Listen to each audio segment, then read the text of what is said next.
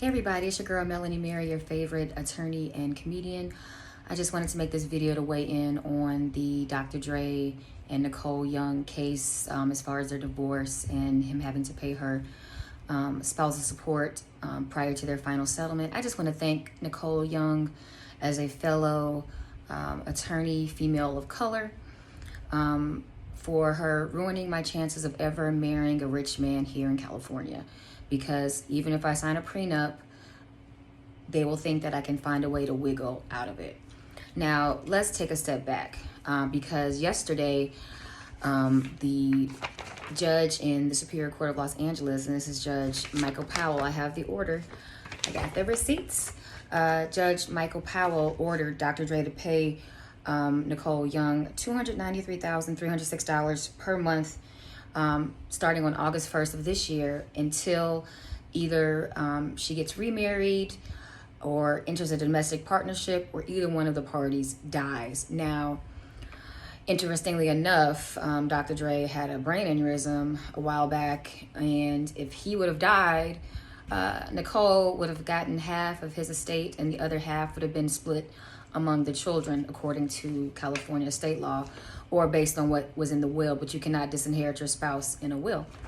But anyway, she'll also retain the Malibu and Pacific Palisades homes, so we'll have to pay the expenses for that and also her health insurance. Now, back to the prenup. So this is just a temporary order pending the final settlement of their divorce. Now, they were married back in May of 1996. And so she's alleging, this is an article from TMZ, she's alleging that before she got married, she was extremely resistant, and afraid to sign the agreement and fell back into a corner. And given the extraordinary pressure and intimidation by Andre, she was left with no option but to hire a lawyer, of course, with the help of his professionals, and unwillingly signed the agreement very shortly before their marriage. And then she said 2 years into the marriage, Andre acknowledged that he felt ashamed and he pressured me into signing the premarital agreement, and he tore it up, and he did that in front of her, and after that was done, that the prenup was null and void. And obviously he's saying, no, that didn't happen. I never did that. And so let's get into the law. Now, these are my actual notes from the California bar that I just passed in February. And there was actually a community property question on there, and I had this first part committed to memory. Now, California is a community property state.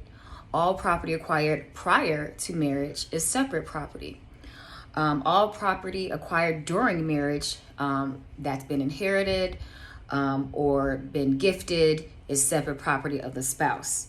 However, all property acquired during the marriage by the labor earnings of either spouse is community property as well. So that is the assumption. Those are the basic presumptions of community property in California. Now let's read about prenups, which is on my second page of my notes.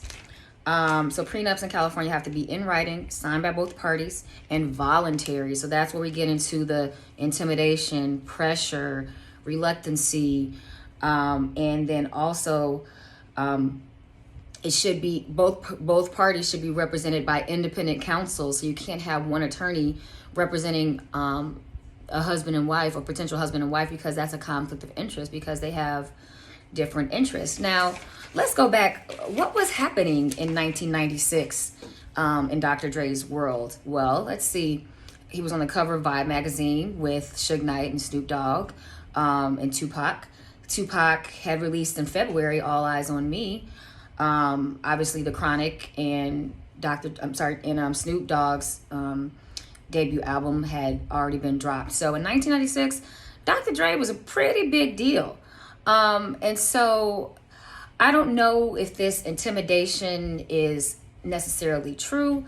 However, prior to their marriage, Nicole was married to an NBA player, Sadal Threat, and actually divorced him and married Dr. Dre. And prior to that, Dr. Dre had been convicted of misdemeanor assault and battery against Dee Barnes. And he actually, and this was in 1991, he got probation, he got community service, and he paid a fine.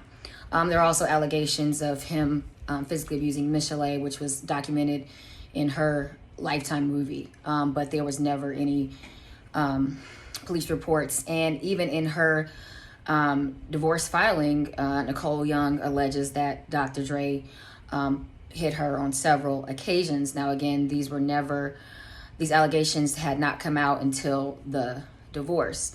But it's interesting to me because honestly, based on what was, and again, in 1996, I was like 14, 15 years old. So we didn't have the internet, we didn't have TMZ.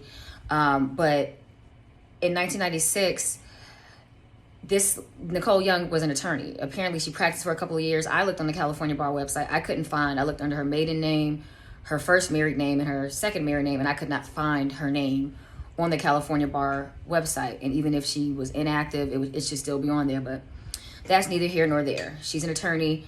So if she had taken the California bar, these are rules that she would have known existed, even if she didn't practice community property, because I don't practice community property. I've practiced criminal and disability law. But based on the incidents with Michelle and Dee Barnes and other women that actually came out and apologized a few years back for hurting women and things of that nature, gave a public apology, didn't apologize to anybody specifically, to Dee Barnes or Michelle. But the fact that Nicole knew going into the marriage that the possibility was there for domestic abuse. Furthermore, she had also been married to a basketball player, an NBA player. So that's why I don't date athletes or celebrities. Well, shit, I'm too old now. I'm 39, so this is too. I wouldn't be attractive to at least a younger celebrity anyway. Maybe an older one, I guess. But unfortunately, when you date a celebrity or a major athlete, this is the lifestyle you sign up for. Infidelity, side babies, STDs. Unfortunately, that's reality for many of the basketball wives and Love and Hip Hop and all of these reality shows based on fucking a prominent man. Like, duh, he gonna cheat because he's rich. I mean, go to Kevin Samuel's YouTube page. He'll tell you all about it. So I'm not going to sit here and say that Nicole Young wasn't aware of what she was getting into. And in fact, she waited until they were 25 years married to file for divorce. So I don't know what was the straw that broke the camel's back. I mean, she subpoenaed like 3 of his mistresses. So she knew what was going on. So, and I think the fact that he only has to pay her roughly $300,000 a month, which adds up to about $3.5 million a year, maintain her health insurance. He's worth $1 billion. So that's like a drop in the hat for him. She originally wanted $2 million a month. So, I mean, it's like negotiation is like shoot for the moon, but if shoot for the stars, but if you reach the moon, you're okay. And she's also probably going to get the proceeds. If they have to sell any of their houses, they'll split the proceeds from that as well. But I just think that, I don't know what the straw that broke the camel's back. And unfortunately, until the divorce is resolved, which is going to take more time, because again, they're going to have to litigate unless he settles to an agreed upon amount between both of them. They're going to have to litigate whether the prenuptial agreement is valid or not. Because back in 1996, there were no beats by Dre. I mean, Dre was making beats, but he wasn't a billionaire. I mean, he was like a millionaire. But as time progressed and he grew in his career and created multiple ventures and multiple streams of income and multiple businesses, most notably Beats by Dre, that took his financial status into the stratosphere, there was no way that she could have contemplated, or he could have contemplated, how rich he was going to be. So again, there's always an exception in the law.